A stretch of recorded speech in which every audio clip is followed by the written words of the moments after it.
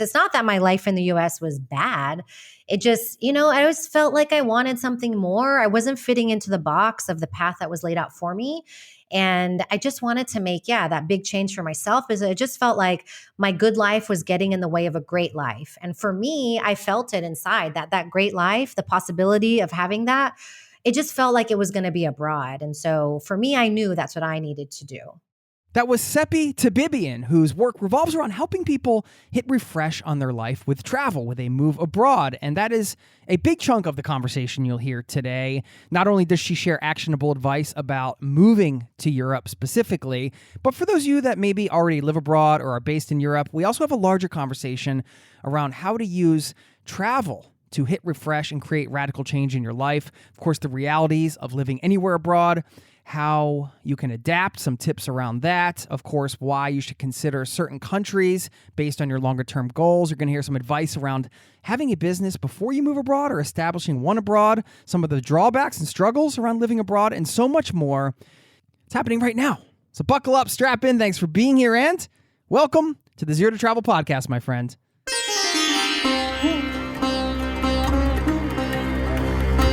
You're listening to the Zero to Travel podcast, where we explore exciting travel-based work, lifestyle, and business opportunities, helping you to achieve your wildest travel dreams. And now your host, world wanderer and travel junkie, Jason Moore.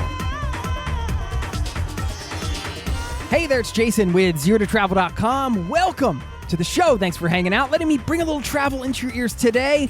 This is the show to help you travel the world on your terms to fill your life with as much travel as you desire, no matter what your situation or experience. If you're new to the community, welcome. And for those of you coming back again, welcome back. Thank you so much for listening. If you want to get in touch, always want to share a quick reminder. Jason@ZeroToTravel.com is my email. Of course, you can leave me a voicemail. I respond to all of those, and you can find that link in the show notes. Today, we have a wonderful conversation about life abroad, as you heard at the top. And I loved that clip where she said, a good life was getting in the way of a great life. I definitely have more to say about that. Stick around on the back end and I'll share some thoughts, plus a quote and a question for you to send you off with a little food for thought after the interview. Stick around for that. For now, let's slip and slide into my conversation with Cepee, and I will see you on the other side, my friend.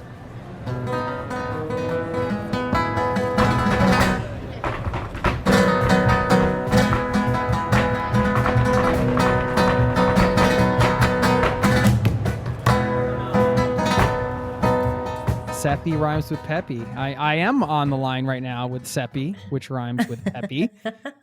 I love it. Cepee Tabibian, founder Perfect. of She Hits Refresh. It's a global community for women age 30 and over who want to break free from a life of routine and move abroad. We're going to talk about moving abroad, specifically to Europe today. So anyway, welcome to the Zero to Travel podcast, my friend. How you doing? I'm doing well. Thank you so much, Jason, for having me on. I've been binging your podcast this week just to make sure I was familiar with, the flow. So just been loving listening to all of your amazing podcast guests that I fangirl over some of them. So I'm just really excited to be here on the podcast now myself. Well, I'm excited to have you. Thanks for reaching out. I mean, of course, moving abroad is a hot topic for this show. I know for your show too. I mean, you have a whole podcast about it, and you're living in Spain, if I've done my research properly. What city are you in? So I am in Malaga on the southern coast. I've been here for 2 years, but actually most of my time in Spain was in Madrid. I lived in Madrid for 5 years before moving down south. Yeah. Okay. So Madrid for me, very good vibes, because the first solo backpacking trip I took, my first proper overseas trip, I flew to Madrid.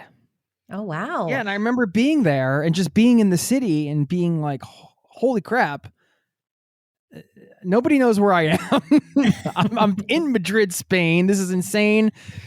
And it felt so good to be in a foreign country. I'll never forget that feeling. And so anyway, I have good memories from my time in Madrid.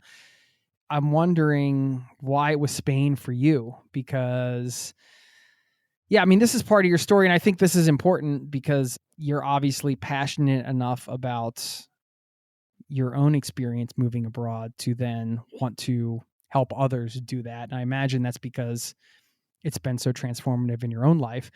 So I think this is an important piece. Of course, we're going to get into all of the sort of, I kind of broke it up into two stages. It's like sort of the dream stage and then the do stage, right? So we can get people excited about the possibilities of different places they might want to move and talk a bit about that kind of stuff. And then actually how it would get done. But for you, it all started in Texas. Is that right? Or sort of Colombia and Iran, I guess, really is where it really started for you, right? Yes. Well, for my parents. Yeah. So well, it wouldn't be you without that, right? Exactly. Yeah. My parents were immigrants to the U.S. My dad's from Iran, mom from Colombia, and I was born in the U.S. I was born in West Virginia, but I basically grew up in Texas. So Texas is kind of where my story began. But wait, how did they meet? Because those are countries that are pretty far apart on the map. Yeah, they are. So they met in the late 70s in university. They both went to WVU. My mom had been living in the U.S. for a bit, was there. My dad actually got a scholarship from Iran to go there. So they actually met in their ESL, so English as a second language class, that my mom was taking and didn't need because she had already lived in the U.S. forever and was fluent, but wanted an easy A. And that's how they met. So do you speak Farsi and Spanish and English? Oh my God, love that question. And I love that it's Farsi. So many people ask me if I speak Arabic, and that's not the language of Iran. But unfortunately, neither of them taught me their languages. So I do not speak Farsi, like some words. Spanish, my mom didn't teach me, so I've learned that in Spain. So I'm like the odd one out in my family with like this sort of Spanish accent. But yeah, I'm a little bit, mad at them. I could have been on like my fifth language by now, but I feel like I'm still learning Spanish after all these years. Yeah, no, but I think that's pretty cool actually, because one of my assumptions, never assume, it makes an ass out of you and me. Have you ever heard that expression? Yes, but no, one it's of so my true. assumptions when you said you were in Spain, I was thinking, well, maybe you had this background with the language, having one of your parents come from Colombia. So I thought, well, that might be easier for somebody that has the knowledge built in for language, is one of the things I want to talk about today. But no, you had to learn it like most of us, right? Exactly. Yeah. I mean, I had the little advantage of growing up around Spanish. So my parents definitely spoke their languages around me to their siblings and their friends. So I have an ear for it, but definitely had to put in the hours to get to where I am now. Yeah. So what is daily life like in Malaga? Yeah, in Malaga, it's pretty chill. It's a big contrast, I would say, to my life in Madrid. The hustle and bustle lifestyle. I lived right in the city, but here in Malaga, I live like an 8-minute walk to the beach. I kind of live like a little bit up on a mountain, so I have sea views from my balcony, which is amazing. It's a pretty chill life. I work from home, so I have my home office, and yeah, I go to the center sometimes. I meet up with friends. It's pretty relaxing, I would say. Why did you choose to move there from Madrid? Yeah, well, I didn't want to. I kind of ended up in Malaga. I actually thought I was going to live and die in Madrid. I was telling Madrid, like, this is the place for everyone. I mean, best city ever for me. And I still think that. But during the pandemic, I just needed a brief change. We were all kind of indoors and social life had changed. And I just wanted access to more nature and just do something different. So I came to Malaga. The idea was come for 6 months and then move back to Madrid 6 months later. But 2 weeks after being here, I met my now partner, and I have never left. Yeah. That's how it goes in life, right? Right. What did they say? Life is happen. What happens when you make other plans or something like that? At 2 weeks in, that sort of temporary thing didn't last very temporarily long, did it? Not at all. I never imagined myself living in Malaga, although it's still Spain. I just never imagined myself living here. So it's been a nice little detour in life. And, it's different than Madrid. I still am a big city girl at heart. So I am still 2 years later, I've been here 2 years, still adapting and learning and, making community and kind of like, hitting refresh is what my company is all about. So I myself have, hit refresh within Spain in a new city. Yeah. I mean, I should say this conversation we're going to have today, it's not just applying to women over 30, right? We're talking broadly about moving to Europe. Some of the advice I know will pertain to U.S. citizens, but I think there's going to be enough that we're going to unpack here to apply to a lot of different people. So I just wanted to preface the conversation, or the nuts and bolts of the conversation with that statement. the time when you begged your parents to go abroad for your 17th birthday. I want you to share a little bit about that and kind of what I'm fishing for here. If you had to give advice to somebody who is like looking for that support to go travel at any age, really, like even people at older ages, like sometimes, parents or family can be kind of hard on big decisions or very skeptical, let's say, or very down on big decisions. I mean, you've probably come across this through some of your client work and stuff, but I thought it'd be fun to hear a bit more about that particular story and your personal experience, and then maybe offer some advice around that.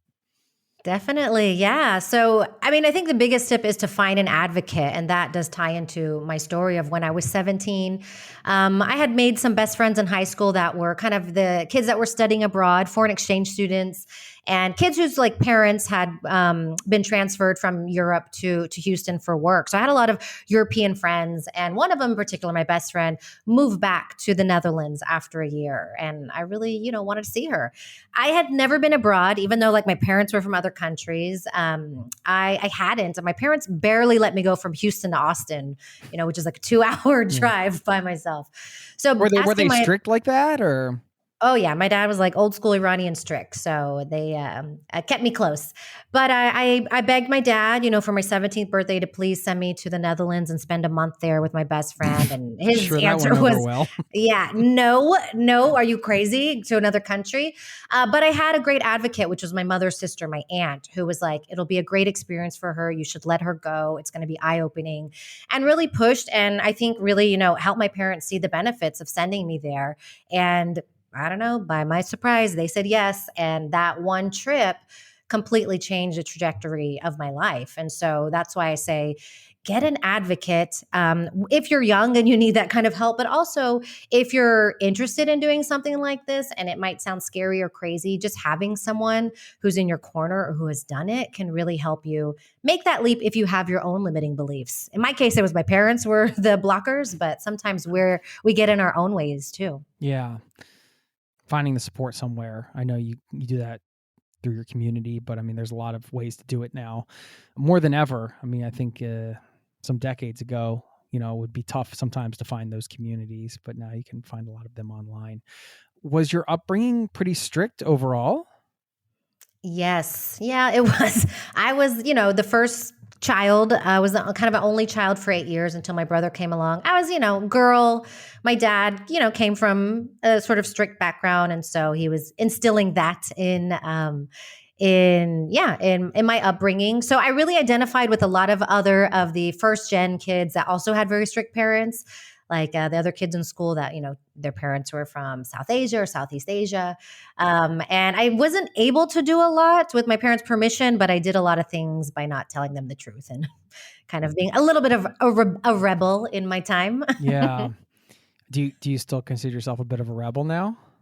I think I've tamed down a bit, but now, I have the freedom to do whatever I want. So I don't think I have to be a rebel anymore. Yeah.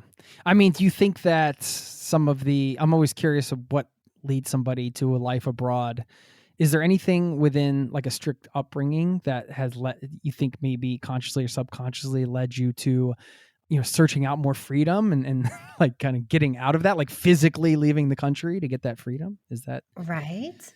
Yeah, I never really thought about it that way. I mean, it sounds like such a obvious link, but maybe because, that first trip was so life-changing to the Netherlands when I was 17, not only because I got to see, how people lived in a different way, but I think that freedom of not having kind of, my parents being overbearing, being able to actually just do whatever I wanted was really profound for me. And maybe that was something I was chasing, because after that trip at 17, I went abroad every year, every summer. And it was that high from travel that I'm sure you and many of your listeners understand, that high that I was chasing of just being free out in the world, not being connected to anything, not even to my identity, right? You're discovering who you are with every new interaction. And maybe it was that led me to my journey abroad of traveling. And then traveling moved into the idea of like, hey, I want to live over here. I don't just want this to be I would do long travel when I was younger. I don't want this to be 2 or 3 months or just my summer. I want to make this a permanent thing. But it took quite a while to figure out how to put those pieces of the puzzle together to make that work. Yeah. Were there any strong sort of limiting beliefs that might have been holding you back in certain places in your life or your career or whatever? Any aspects that you want to share that you found travel was able to basically eradicate? Oh wow, this is a big question. Well, We I think we don't do small questions on the Zero to Travel podcast. No. right, right. I mean, it definitely helped me grow as a person because I was able to, I think when I was younger, I was so afraid, maybe in a way of being judged, and I don't know where that comes from. But so I was kind of like neutral and everything. And when you travel, you're meeting different people and you kind of have to speak up, especially if you want to make friends, you have to put yourself out there. You have opinions. Also, you're kind of identified a bit about where you come from. So being the American, people ask you your views on certain things, or you can really feel, in the US, I never felt that I was American enough because I come from this immigrant household. But abroad, I was like, oh, I feel pretty American compared to these people. So I think in a way, traveling really helped me find my voice, find my identity or evolve and seek that out. So that helped a lot. I think travel also helped me see that there were just other ways to live other than the conventional path in the US. Although a lot of my traveling when I was younger, there weren't a lot of other ways, but I could just see that there was a different type of way that people approach life, or that's what I felt when I went to other places. In the US, there was so much pressure on this traditional path of success of, your job title and how much money you're making and your house size and what car you have. And abroad, I don't know, I felt I was exposed to different values that people had. And that changed a little bit of what I saw as the possibilities for myself. I was just thinking as you were mentioning identity, and like we can shed all of the identities we want when we're traveling, but people can still place identities on you as say, oh, well, he's an American or she's an American, so I'm automatically going to think this, and this. They must be loud. They must be obnoxious, or whatever the case is that they believe, or maybe it's not a bunch of nice things. Who knows? But even when you shed those things yourself, you can still have those things placed on you by other people. But there is something freeing in that space where nobody has a really any idea of like who you are or what you're about in a way, which really it'd be great if like all of us were all open all the time. But, you could look at high school experience, for example, and there's cliques and people make assumptions about other people and nobody really knows what's going on at home or what's going on inside a person. But that physical separation from your country it just ramps that up. Definitely. And I think it lets you play with your identity because, when we're in our, circles at home with our friends and family, they know us as the person who does this but doesn't do that. And so they can, feed that back to us. And we start to believe like, oh, I'm somebody who does this but doesn't do that. And when you strip yourself of those identities and you're around people who don't know you abroad, I think it gives you more permission to try things that maybe you would never do, or you would say, oh my God, I would never do that. You actually find yourself being open to trying those things because you don't have those external pressures of living up to the identity that has been placed on you or that you've created for X amount of time. The cultural backgrounds of your parents, how was that growing up in terms of like getting exposed to different traditions on each side? What was that experience like for you? Because I would imagine that they tried to share some of their traditions from their homeland with you, and you're getting two completely different cultural traditions growing up. Yeah. Yeah, it was really cool. I would say, it was more of the culture that I had than traditions. I mean, my father came, to the US when he was 18. So I don't think he kept a lot of his traditions, but definitely the culture was there. So I grew up, with the music. Also, they are two very different cultures and there's different communication styles. So just even being like a witness to how they interacted, communicated. My mom was like, in a way, a stereotypical Latina, very vocal, expressive, passionate. And my father, for me, the Persian culture is much more like water. And, he was very calm and more, more cerebral than emotional. And so just even growing up, seeing different communication styles like that. Like I said, the music, the food, having my friends, my American friends or white friends come over and them noticing things that maybe I never noticed because it was so normal for me. And just kind of seeing like how like maybe, we were different or I was different. So all of that, I think, gave me the gift of being open to diversity when I traveled, right? To see the similarities between where I was in the world with, the kind of the three cultures that I grew up with, feeling an affinity to people, especially people who came from, immigrant backgrounds or their parents were immigrants. I think that gave me from a very young age this connection to people who were considered quote unquote different. And now you're an immigrant yourself. Oh my gosh, now I'm an immigrant myself, which kind of like blew my mind when I actually sat down and thought about that. Yeah. In what way? Just thinking like, I'm an immigrant in a much different way than my parents. I'm very privileged. I'm living in Spain by choice because I can and because I want to.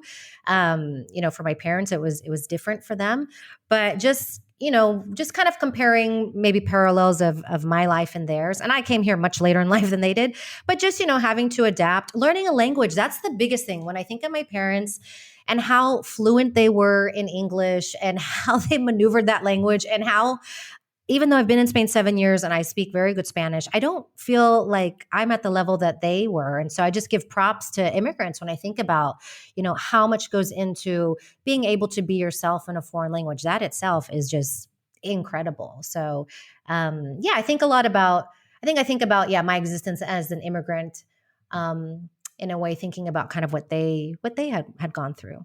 I'm sure it's pretty powerful to think, being in your position now and being able to reflect on that. Yeah, it's funny what you said about being able to express yourself in another language. I've spent quite a lot of time complaining about that to myself. Like I can't make jokes in real time. I can't just, I'm always behind in the conversation. Finally, I'm like, you know what? I got to stop complaining about this. I just need to like level up my language skills here. So I started like diving in and studying a bit more, but it can be frustrating at times. I mean, well, we could talk about some of the downsides of living abroad, but let's talk about the upsides first. Yeah, let's do it. Well, I mean, let's talk about this idea of hitting refresh. Like, what does that mean to you?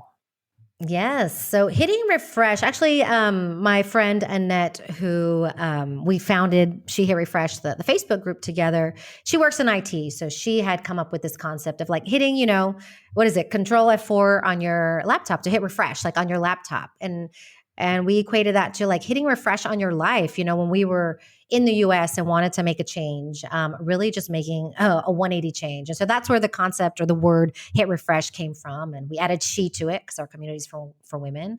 So it really is just making a big change in life. But how do you know if that change should be moving abroad?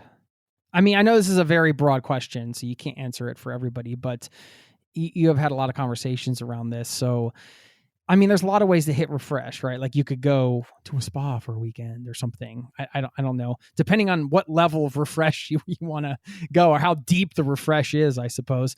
This as a concept is pretty interesting because I don't know. I would encourage anybody listening to, I guess, think about how deeply they need to refresh it and what that means. I mean, it sounds to me like your sort of positioning on that is that it is an opportunity, moving abroad, a refresh that involves moving abroad, and correct me if I'm wrong, is an opportunity to sort of reinvent yourself in some ways, and not necessarily the core of who you are, but maybe it's, just elements or pieces of your life that you want to change up, essentially.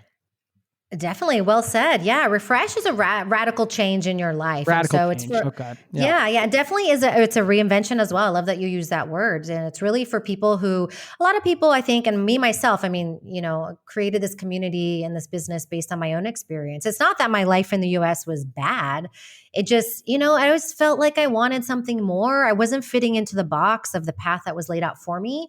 And I just wanted to make, that big change for myself. Is it just felt like my good life was getting in the way of a great life. And for me, I felt it inside that great life, the possibility of having that, it just felt like it was going to be abroad. And so for me, I knew that's what I needed to do. Yeah. I always think like, even if you don't know that's what you want to do, but you think maybe it is, it's always better to try because at least then like if you think you're going to look back later and regret not trying it, then because it could be that you move abroad and it's not for you. Like certainly I had a lot of I guess, ideas around, like, I sort of like the rose tinted version of moving abroad, right? Like the rose tinted glasses where you get there and you see all the positive things and you think about all of like the sort of experiences and you have this very sort of naive mindset in a way. And then the reality on some of it comes crashing down. Like next thing you know, you're like talking to tax attorneys and trying to figure out like, visas and all this stuff, which isn't fun, but I mean, there's problems that come with everything, right? So it's just a different set of problems. But there are things to consider, of course, but focusing on the just the lifestyle. Why did you think moving to Europe why is the lifestyle better? I'm using air quotes than the U.S. in your opinion. Yeah, I think for me, a lot of it, well, I think a big part of it was the work situation. A 9 to 5 was just not made. I wasn't made for that, working in an office. And, back when I was traveling, that was the 2000s, remote work wasn't really an option. So I just didn't want to climb the corporate ladder. That's not what, that made me happy. It actually brought me a lot of anxiety.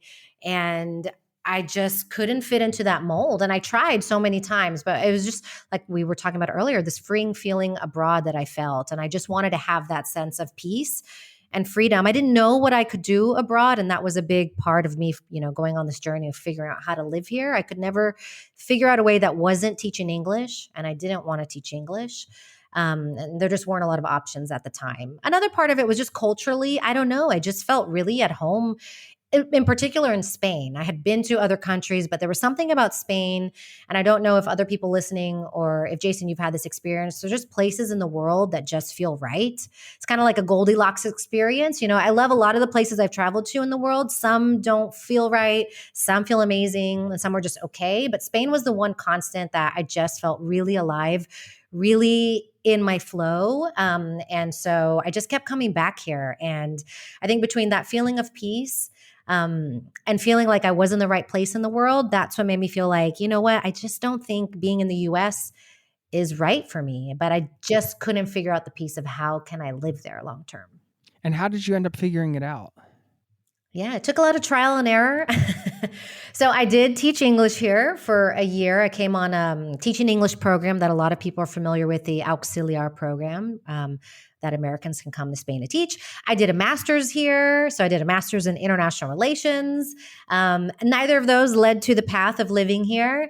And then, I was back and forth between Spain and the US for quite a while. And after being in Austin, Texas for about 4 years, I thought, let me give it one more go. And at the age of 35, I came back to Spain. I had to teach English again, which is not what I wanted to do, but it was a means to creating my life here. It was, getting my foot in the door. So over the past 7 years, I taught English. Then I got really lucky and I got sponsored. I got a work visa sponsorship. And then I moved into remote work. So yeah, Amazing. Here I am. And now I'm a Spanish citizen. So congratulations. I just wanted to highlight one thing, because you said, well, then I got lucky and I got, this, but I wouldn't say you got lucky, because you've been trying this multiple times. And then you also came to, teach English and just to get back there, even though you didn't want to. So yeah, you may have gotten like lucky, again, using air quotes, but you put yourself in the position to get lucky just by being persistent with pursuing your dream, which I think is super admirable. Thank you. And I guess, yeah, you're right. I should give credit to that too. I did get lucky, but in the sense, like, I had been applying to jobs for years in Spain, right? So if you don't put in that leg, I didn't give up. I put in the legwork and I kept trying, and something stuck. So I'm glad it did, because here I am. I did tell myself, though, if I didn't figure it out, I would go back to the US, because I didn't want to get stuck here, teaching English forever. And it worked out. So here I am. Yeah. Huge congrats. So since we're talking about Europe specifically, I was wondering I thought it might be good just to explain, this sounds like a silly question, but what exactly Europe is. And I know you do this in your book, but you kind of break down the European Union and how it works in the Schengen area. And I just think it's a good kind of reminder for the listeners here of what we're kind of talking about. Yeah, definitely. So Europe, I'm going to pull up my notes because I want to get the numbers right, because I feel like the countries keep changing, right? With Brexit, and now Croatia's in, and things are fluid here. So I'm going to pull up my notes here. But for me, I live in Spain, which is part of the Schengen zone. And the Schengen zone are countries that have a union together that kind of have open borders. And so if you've traveled to Europe, you probably are familiar with, the kind of the Schengen where you can be in the Schengen zone for 90 days at a time within a 180-day period. And those are countries that have a limit of how long you can be here as a tourist. But a lot of those countries are in my book for people who want to move here as well. And there are, I believe, 26 countries in the Schengen zone here. Norway is not one of them. Is that correct? So no, Norway's not in the European Union. Got it. Okay. But I believe it's in the Schengen zone, actually. I almost forget because I'm a citizen now, so I don't think about it. I haven't thought about it in so long. Got it. Yes, because there are 27 member states in the EU and 26 of them are Schengen. I can't remember about Norway. But in Europe in general, there's actually 51 countries here. Norway is. Sorry, I just wanted to throw that out there. Norway is. Yeah. Okay, yeah. So let me explain that a little clearer for people. So like within the continent of Europe, there's 51 independent countries here. 27 of those are part of the EU, which is this political and economic union. And then 26 of them are member states where you have this like freedom of movement in between. And Spain is one of them here.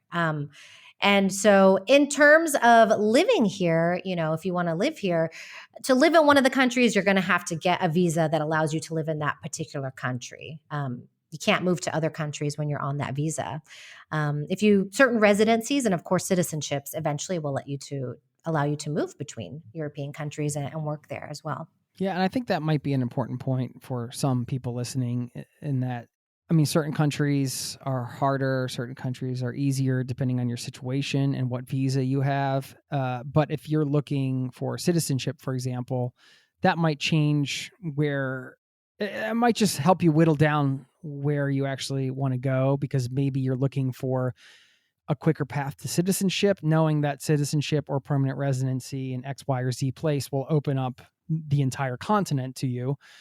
That might be the path that you want to be on. So there's just some like sort of semi longer term things to think about, I think, too. And I just wanted to kind of mention that. But as far as the deciding where to move, this is kind of part of that question, I guess. What is your advice for people when they're just like, okay, somebody's just like, yeah, I'm sold, Cepee. I want to move to Europe. Let's freaking do this, man. All right, where should I go? Right. Yeah. Awesome. Well, congratulations if that's you listening. I think number one, like you have to back it up and understand what your goals are, because there are a lot of different types of visas out there. There's obviously these new shiny digital nomad visas that are popping up left and right. Spain's just went live a few weeks ago. But a digital nomad visa, typically, it looks like Spain's might be. Typically, digital nomad visas do not give you long-term residency, and you can't, eventually, become a citizen on digital nomad visa. So if you don't want to live in Europe long-term, you just kind of want to take a sabbatical for a year or maybe hop around a few countries, digital nomad visa is a great way. So understanding what your long-term goals are can help you also narrow down which country you want to move to. If you are looking to live somewhere indefinitely, then I would suggest looking at different types of visas that can help you gain permanent residency and eventually possibly citizenship if that's something that you want to.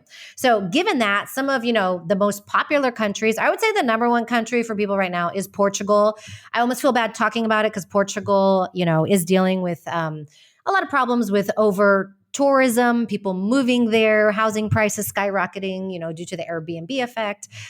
So I do feel bad putting more of a spotlight on Portugal, but, people are going there for a certain reason. It's that the visa is relatively easy for U.S. citizens to get. There are, tax benefits to the D7 visa is the one that everyone's going on.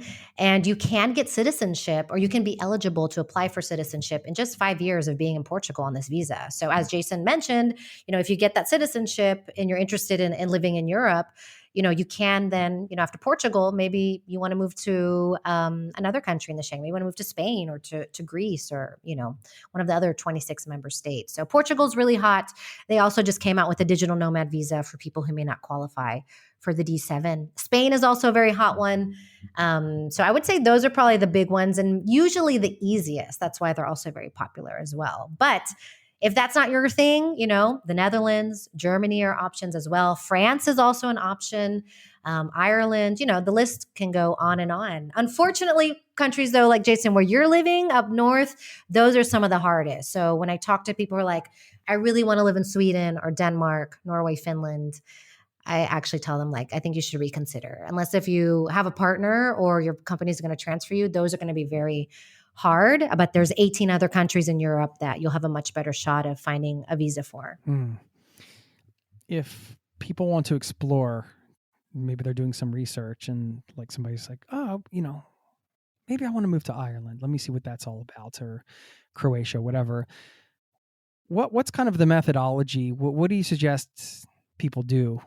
Do they go to a government website and just looking at visa options? Are there certain visas to kind of search for right off the bat? What would be what would be the steps you would tell people to take, get an immigration lawyer? That sounds pretty extreme for you want to keep costs low, right? Just when you're researching, but yeah.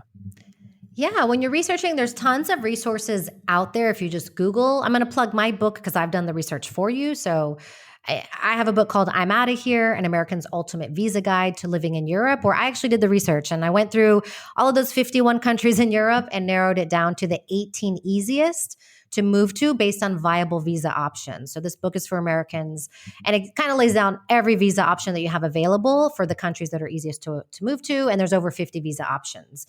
Now, if you don't want to, get my book, that's fine. You can find a lot of this information online just by Googling. So for instance, if you want to move to Ireland, I would definitely Google, kind of like Irish visas. You can also go to, your local Irish embassy or consulate's website. Sometimes information isn't as clear there as other places. And sometimes if you're searching on Google, the information may not be up to date if you're looking at someone's blog site. So I would suggest to use a few different resources in your initial research just to understand what your options are. Now, if you want to take it one step further and you're kind of getting serious to get more information, I would definitely join Facebook expat groups. That is a gold mine there. So if you want to move to Ireland, go find, Americans in Ireland on Facebook or expats in Ireland. And you can actually talk to people who have done what you want to do, and they can give you really up-to-date information. They can give you a lot of insights. And if you want to work with an immigration lawyer, you don't have to when you are, looking for a visa or processing your visa. But if you want to, it can make it easier. Those groups are a great place to also get recommendations from people who have used certain lawyers. So definitely I would say do your Google research, go to embassy websites. You can definitely check out my book. And also Facebook groups are a great place to go. And I want to add one more thing. Visas is one part of is a big part of figuring out how to move abroad. But the other part is how are you going to financially, support yourself? Because most of these visas that you're going to qualify for are not going to let you work in the country you want to go to. If you want to get a work visa for a country, especially in Europe, I just want to stress that it is very difficult. Even if you're a skilled worker, it can be very difficult. So you do need to, in addition to the visa, figure out what the financial piece is. If you're retired, do you have passive income? Will you be working remotely? Maybe do you qualify to get a work visa abroad because you were so highly skilled in a career that they have labor shortages in? So those are the two big things that you need to figure out. Okay. This leads to two questions. And this is just general advice. I know it doesn't go across the board for every situation, but do you find that people have had more success applying from abroad to go someplace or showing up on, say, like a tourist visa and then figuring it out when you get there, kind of having a plan and figuring out when you get there? And I guess I could apply the same question to the income thing you just mentioned. Yeah, great question. Well, I will add then, I think that's a great point too. I think part of your research, I definitely suggest doing kind of a scouting trip. So if you maybe have remote work and you can go, let's say using Ireland example, you can go to Ireland maybe for 2 weeks, for a month, try it out, test out the lifestyle to see if it really is, what you have imagined in your mind. But with a lot of the visas, talking about visas, a lot of those have to be processed from your home country. So maybe you want to move to Ireland. I think Ireland may be an exception. I don't know off the top of my head where you might be able to do the paperwork in Ireland, but most countries, especially in Europe, you're going to have to process your paperwork in your home country. You won't be able to do that from abroad. Okay. I know, well, I mean, I'm only speaking for Norway, but there was not fine print, but it was like on the website, they encouraged you to kind of do it abroad, but then they said you could do it when you showed up for a particular visa that I was applying for. So of course I showed up, because you have to be very careful and you have to be very diligent with your research, and not afraid to go for it if you read something on the website that gives you an in. Because if I applied from abroad in my situation in this country, I would not been allowed into Norway for many, many months until they processed the visa. And then I would have been separated from my then soon to be wife. Right.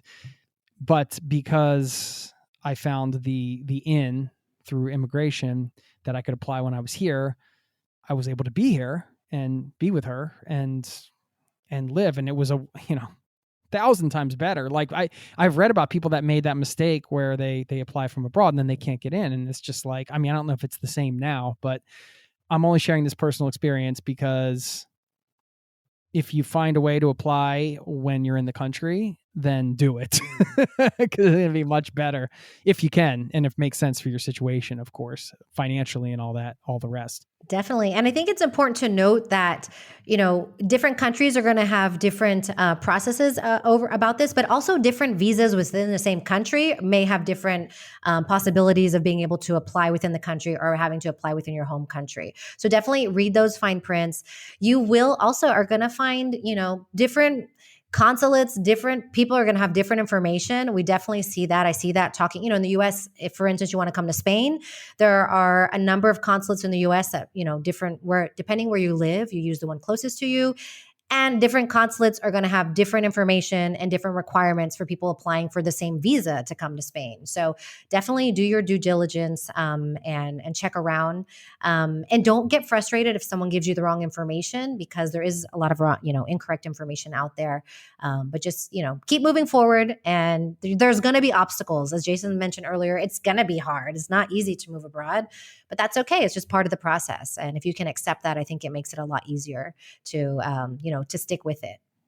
Well, nothing has to be permanent, right? You can come and say, hey, I'm going to try this for a year or two, get what you can while you can get it, and see where things go. Because these laws are always changing. New visas are always coming out. And sometimes, I remember like operating through the visa process here and just kind of assuming one day Norway would allow dual citizenship. And I'm like, well, I'm pretty sure if I just like fulfill all these requirements and take these language classes, do all these things, if they ever allow it, I'll at least be in the position to take advantage of it. And that's exactly what happened. I was in the position. They legalized it last year and I was able to apply pretty much right away. So sometimes you have to operate on a bit of faith as well. Yeah, you never know. Like you said, things are changing all the time. There were people who have been waiting for the Spanish digital nomad visa, waiting a year and a half.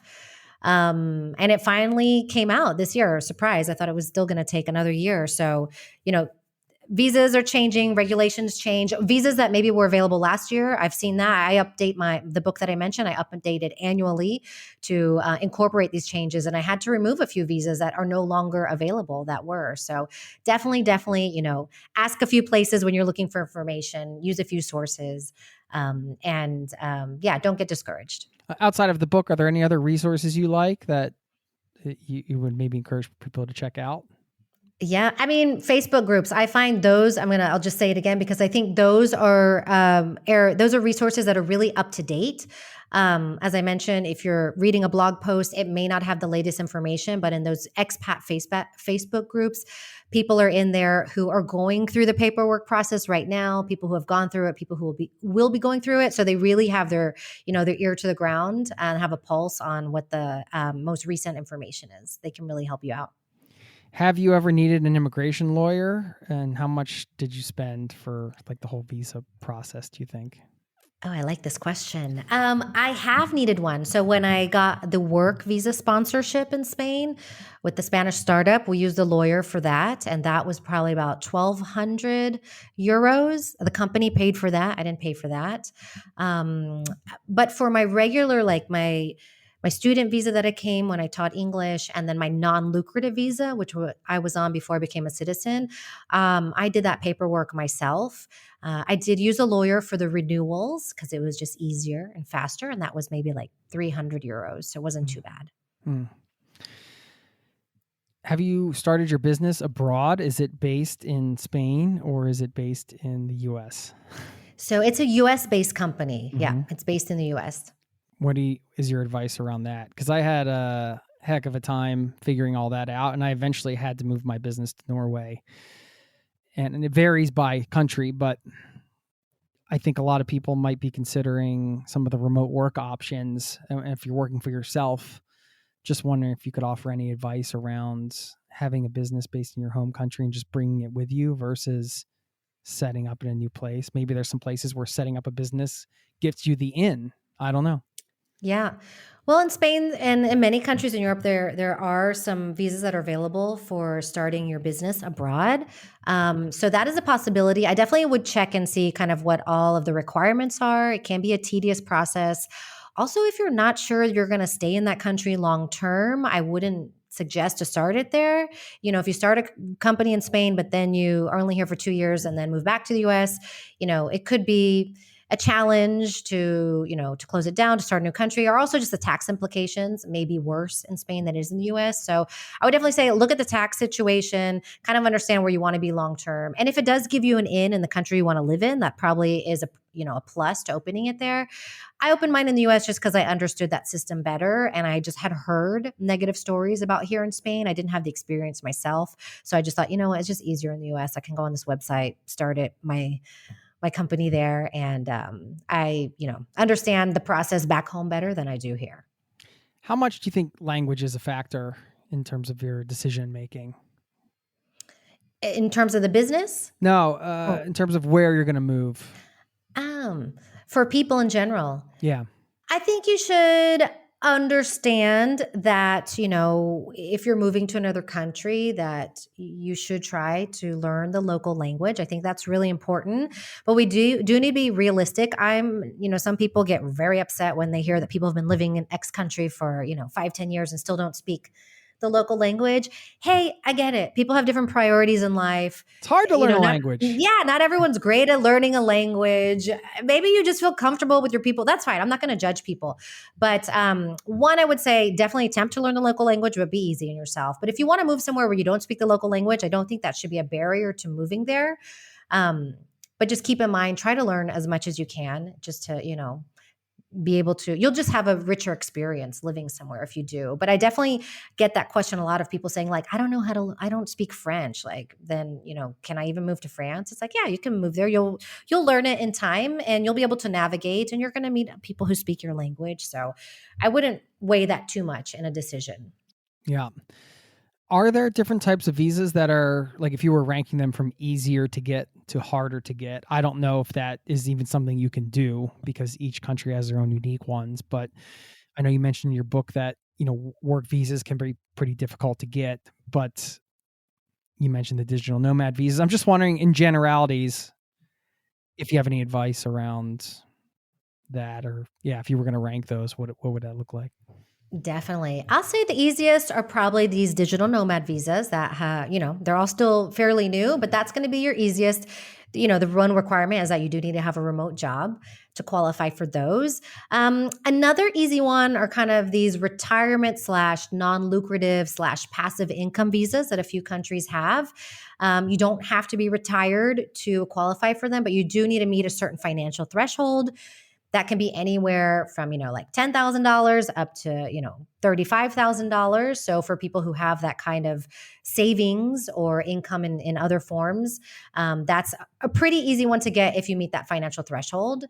The work visa we talked about, that's very difficult. So I would not hold my breath on getting one of those.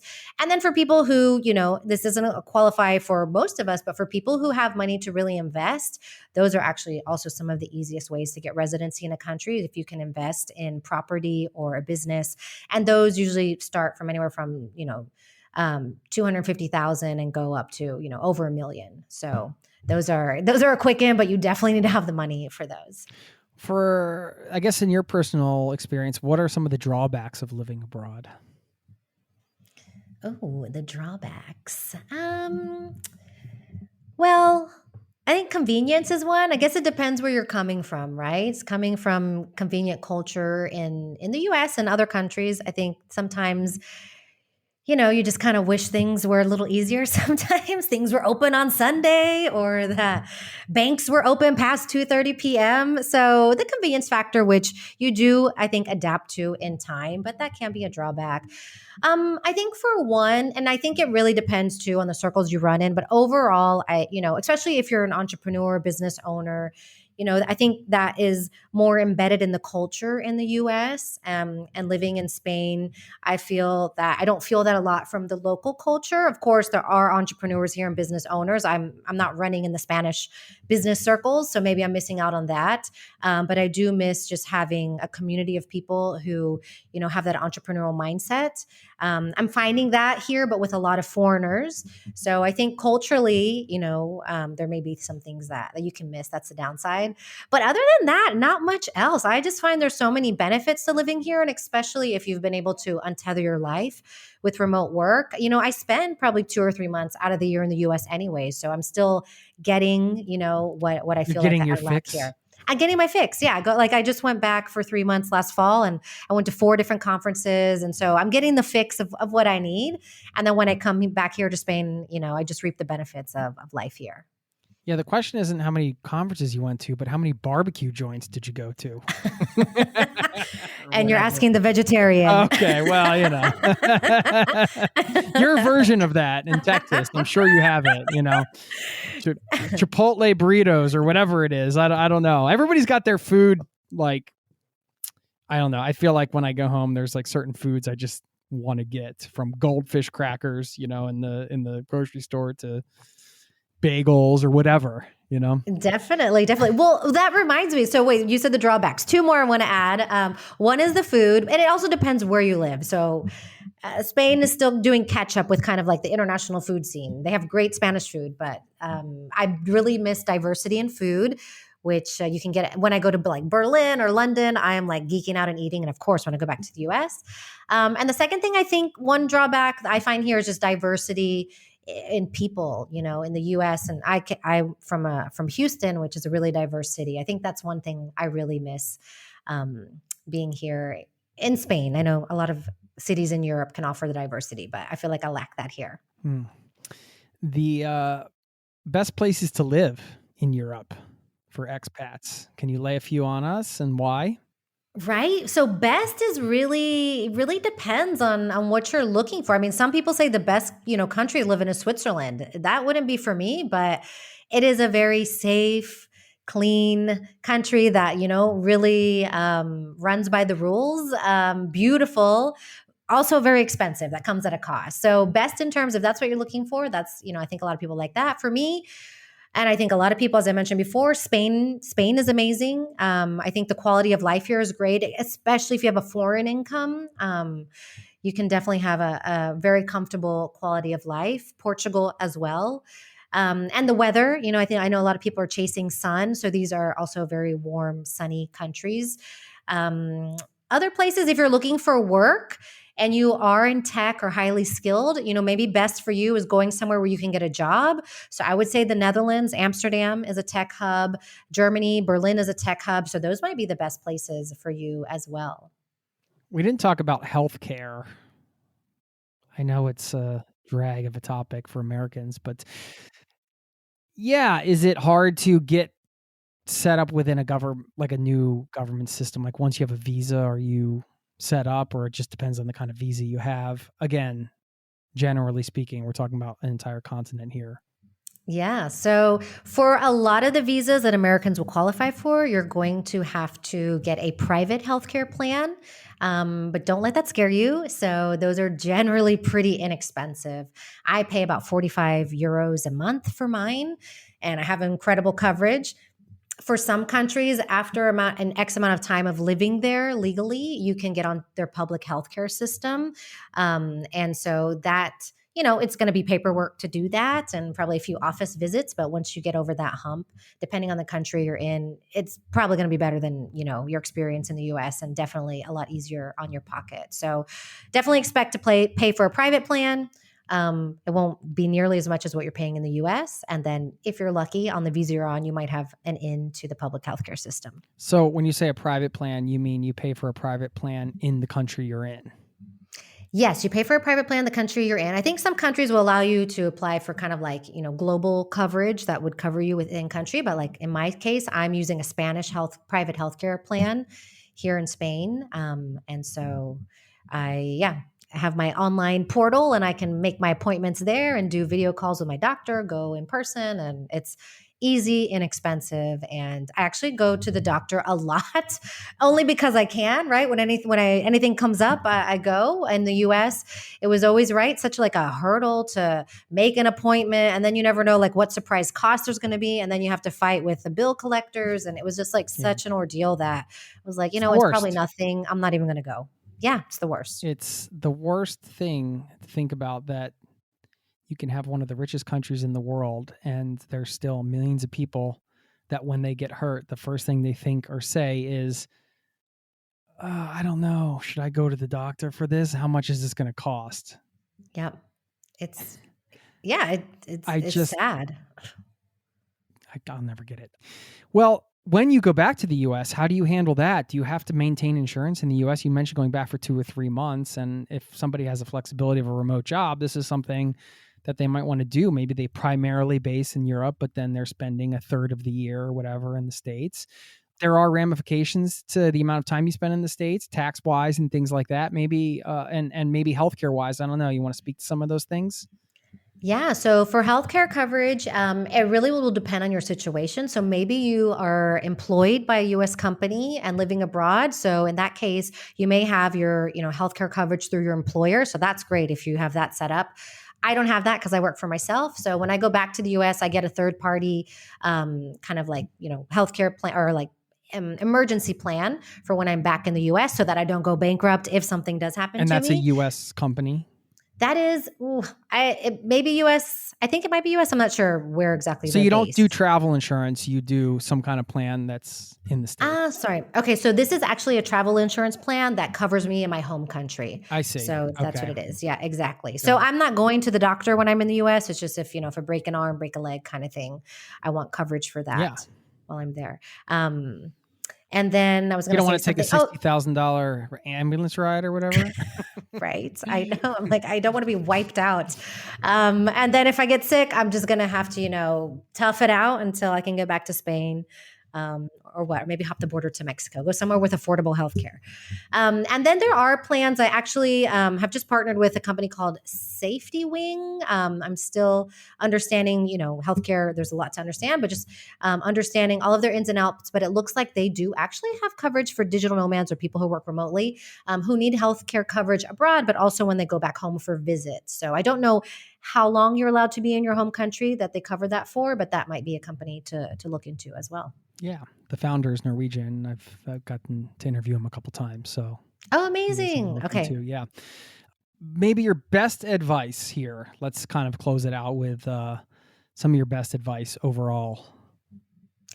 I think for one, while my advice is open to everybody, I really want to focus on people who are in their 30s, 40s, 50s, 60s and above, and just really, really stress that you're not too old and it's never too late to move abroad or to change your life. I think sometimes we feel like that time has passed us by to really shake things up. And I just want to let you know that there's so many people just like you out there that are doing the thing you want to do.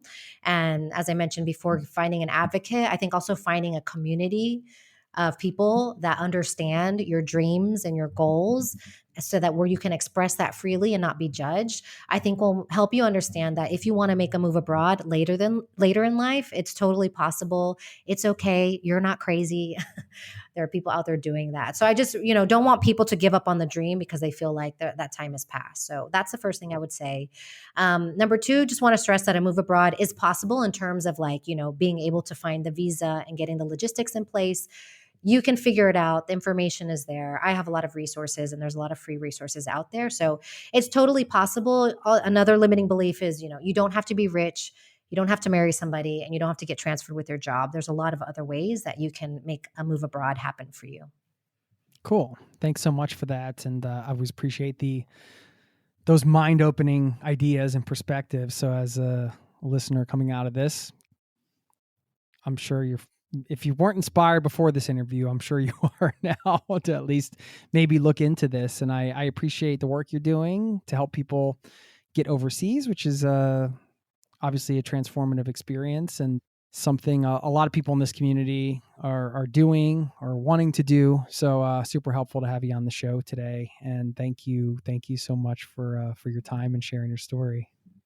Thank you so much, Jason. Such a pleasure. This was so much fun. And you are an incredible podcast host. So thank you so much for this. Stop that right now. I hope to see you in Spain sometime. All right. Thank you so much. Take care.